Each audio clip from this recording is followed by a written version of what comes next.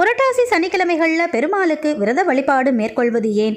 புரட்டாசி மாதத்தில் புதனையும் இவருடைய அதிபதியான மகாவிஷ்ணுவையும் விரதமிருந்து வழிபாடு செய்கிறதுனால சனி ராகு கேதுக்களால் உண்டான தோஷங்களை நாம் போக்கிக்க முடியும். சூரியன் ஒவ்வொரு மாதத்திலும் ஒவ்வொரு ராசியில் சஞ்சாரம் செய்வார். குறிப்பாக புரட்டாசி மாதத்தில் சூரியன் கன்னி ராசியில் சஞ்சாரம் செய்கிறாரு. கன்னி ராசியோட அதிபதியான புதனின் அதிதேவதை விஷ்ணு. அதனால் மகாவிஷ்ணுவை புரட்டாசியில் விரதமிருந்து வழிபாடு செய்கிறதுனால கூடுதலான பலன்களை பெற முடியும். புரட்டாசியில் பெருமாளை விரதமிருந்து வழிபடுவதனால புதனோட அருள் சிறப்பாக கிடைக்கும். புத்தி கூர்மை, கற்றல், கற்பித்தல் போன்றவற்றுக்கு அதிபதி புதன் பகவான். புதன் பகவான் சந்திரனுக்கும் தாரைக்கும் மகனா பிறந்தவர். சகல கலைகளிலும் வல்லவர், மகா ஞானியா இருக்கிறவர்.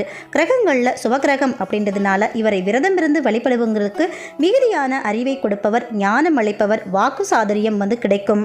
இவ்வளவு சிறப்புகள் வாய்ந்த புரட்டாசி சனிக்கிழமை விரதத்தை அனைவரும் மேற்கொண்டு பெருமாளின் அருளை பெறுவோம்.